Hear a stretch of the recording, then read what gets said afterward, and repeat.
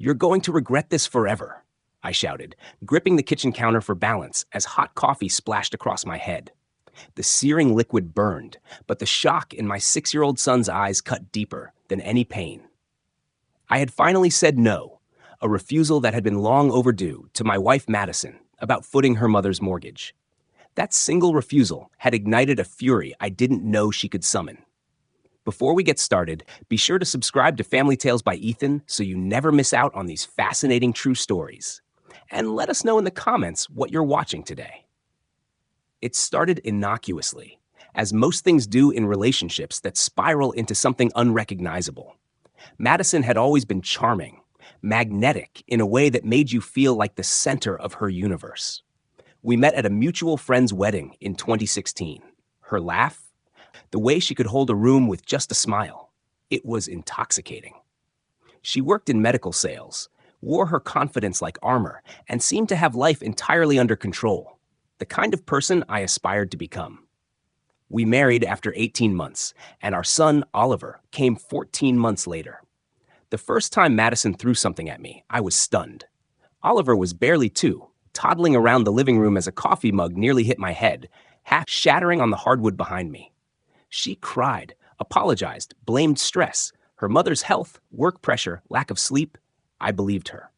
The second incident came 4 months later, a ceramic plate hitting my shoulder.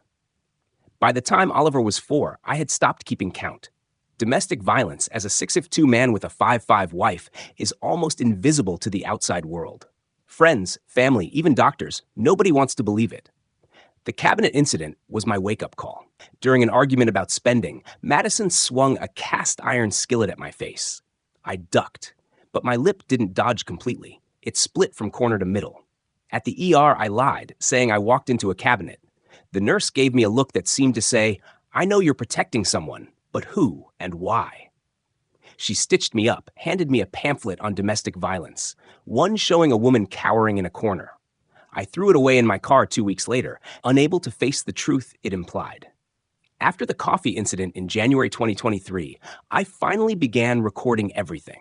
I bought a Samsung Galaxy Note under the guise of work and left it propped against the fruit bowl on the counter, camera facing outward. Madison stopped questioning it after a week.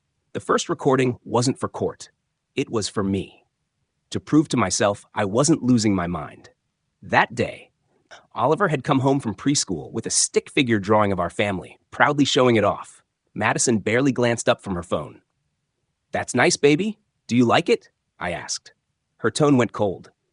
"Oliver, I'm busy. Go show your father. He has all the time to play." Oliver's little face fell, learning young to navigate emotional landmines. I kept that recording because it reminded me. The woman who posted heartfelt captions on Instagram and volunteered at the animal shelter could also make our son feel like a burden just for seeking attention. The mounting pressure over her mother's mortgage, totaling $68,000 for renovations, escalated over 2 months. Madison's insistence, her mantra of family helps family, collided with my reality. We had our own mortgage, a 6-year-old's college fund, and other responsibilities that didn't allow for such reckless generosity.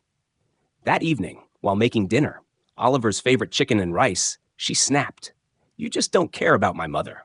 That's not what I..." Her voice tightened, and before I could finish, she poured coffee over me. Pain exploded across my scalp, neck, and shoulders.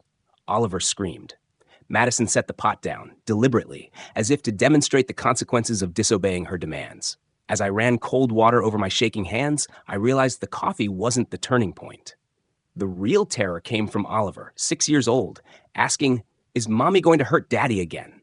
That question, simple yet profound, marked the moment I knew I couldn't stay silent any longer. I called my lawyer the very next morning. Harrison Cole, a family law specialist, greeted me in his office, the faint scent of leather and old books surrounding us. With silver hair, kind eyes, and a calm demeanor that seemed to carry decades of courtroom experience, he said, "Tell me everything," pulling out a notepad. I spoke in a rush, words spilling over each other. The coffee, the skillet, the mug, the relentless emotional manipulation Madison wielded against both me and Oliver. The way she weaponized our son's love for me, making him feel guilty, afraid, and confused. Harrison listened without interruption, jotting down notes in a deliberate rhythm. "Do you have the recordings with you?" he asked finally. I pulled out my phone, swiping to a folder containing 47 files, each meticulously documented with date, time, and location. Harrison spent an hour reviewing them. His jaw tightened as he listened to the April recording, the one where Madison called Oliver useless, comparing him to me, her voice sharp and full of contempt, while our son's small, trembling apologies filled the background. "Mr. Parker," he said, finally looking up, "this is domestic violence. Gender doesn't matter here. The fact that your son hasn't been physically harmed doesn't change the psychological damage. You have a strong case for supervised visitation and possibly primary custody." Even with this reassurance, fear gnawed at me. Madison was cunning, manipulative, and everyone outside my house saw her as the devoted mother. Harrison's plan was precise. Continue recording, document everything, avoid engagement when provoked, and file for divorce and custody when she least expected it. We began building the case brick by brick. Hospital records from Dr. Brand. Emily Chen corroborated the burn patterns, the fractured wrist, the split lip. Each injury, previously dismissed as an accident, now painted a picture of escalating domestic violence. Harrison emphasized one point repeatedly: evidence doesn't lie, but people's perceptions can. We had to be bulletproof. 6 weeks after serving Madison with divorce papers, I faced her laughter in the kitchen, a full-bodied, genuine sound that made the blood drain from my face. "You filed for divorce?" she said, waving the papers like a victory flag. "And you want primary custody of Oliver? Ha! You'll never get it. Judges always side with mothers. Oliver's mine." Her confidence was terrifying, but Harrison had prepared me for this. I didn't react. I stayed calm, neutral. I let the evidence speak, not my emotions. The custody hearing was scheduled for July 18th, 2023, at Maricopa County Family Court, with Judge Rebecca Williams presiding. Harrison ran me through every detail: what to wear, how to answer questions concisely, the types of attacks to anticipate from Madison's attorney, Robert Sinclair. "She'll look perfect," Harrison warned. "Hair, makeup, outfit, like America's sweetheart. She'll cry at all the right moments. Your job, stay calm, let the evidence do the talking." Court day arrived. Madison entered wearing pearls and a cream sweater that radiated the image of the devoted mother. Her hair was flawless, makeup subtle, and a tissue ready for effect. Across the aisle, Sinclair adjusted his notes, confident, experienced. I sat at the plaintiff's table, hands folded, expression neutral, feeling the weight of every camera lens that wasn't there, but that my imagination insisted were. The courtroom was silent as Judge Williams began, her eyes sharp, her expression unreadable. Madison's opening statement painted a perfect picture. She was the primary caregiver. She had sacrificed her career, given up promotions, and devoted herself entirely to Oliver. "He needs his mother," her lawyer intoned, "and Mrs. Parker has given him everything." She squeezed Madison's hand for emphasis. Cameras weren't allowed, but the narrative was clear: devoted mother versus absentee father. Harrison countered calmly, outlining the documented pattern of abuse, emotional manipulation, and psychological damage. The room shifted slightly, tension palpable. Madison testified first, describing bedtime stories, favorite books, homemade lunches with love notes, and toys stitched back together for Oliver. She cried at every mention of her sacrifices. But Harrison's evidence, hospital records, recordings, behavioral reports from Oliver's teacher, therapy notes, spoke louder than her performance.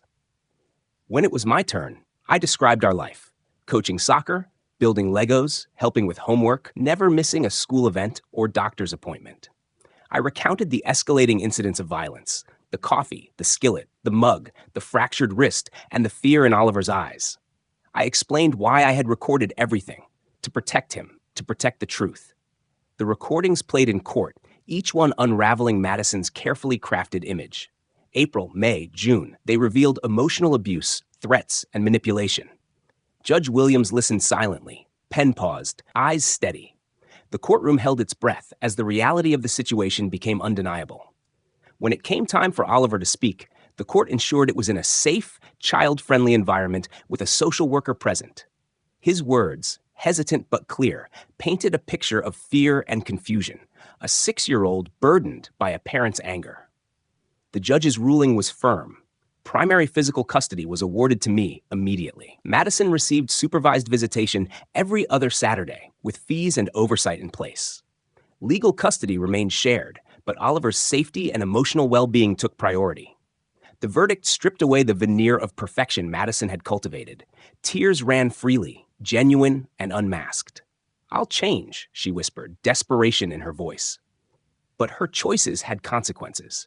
The court's decision prioritized Oliver's need for a safe, stable environment over appearances, manipulation, and unchecked rage. Walking out of the courthouse, Oliver clutched my hand tightly, his little fingers wrapped around mine, seeking comfort and reassurance. I felt a strange mixture of relief and exhaustion, like surviving a storm you never thought you'd escape.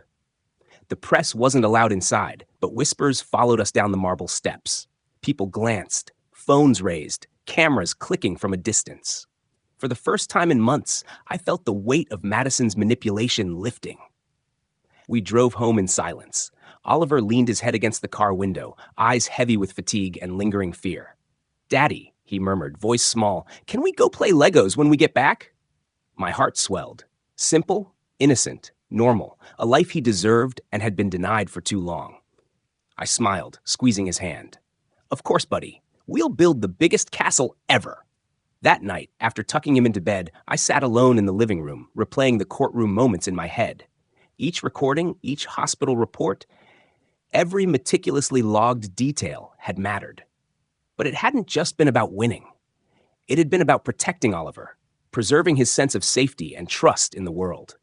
For years, I'd feared I wasn't enough, that the law might favor Madison's charm over truth. But this outcome proved that evidence and perseverance could triumph over manipulation and deceit. In the weeks that followed, life began to stabilize. Mornings became routines of cereal and laughter instead of fear and tension.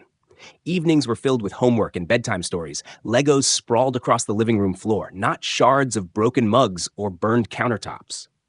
We went to the park, fed ducks, played soccer. The air felt lighter. Oliver's smiles, once rare and cautious, became frequent, genuine, a reflection of safety and trust. Madison tried to challenge the ruling initially, filing motions to expand visitation and questioning the integrity of the recordings. Harrison countered each move with precision, methodically reinforcing the documentation we had built. Her attempts eventually faltered. Judge Williams repeatedly reminded her that custody decisions were made in Oliver's best interest, not hers. I felt no satisfaction in her failures, only relief that Oliver's stability was secured. During this time, I also sought therapy for myself. The months of stress, fear, and emotional manipulation had left scars I couldn't ignore. Sessions with Dr. Elena Ortiz helped me process the trauma, manage lingering anxiety, and develop strategies for co-parenting with Madison without fear. Therapy for Oliver, coordinated with his school counselor, addressed his exposure to emotional abuse and provided tools to express his feelings safely. Slowly, the invisible wounds began to heal. Life wasn't perfect. Madison still sent angry texts, tried to guilt-trip through social media, and occasionally tried to manipulate situations with Oliver during supervised visits. But with court orders in place, boundaries clearly defined, and a support system behind us, her influence waned.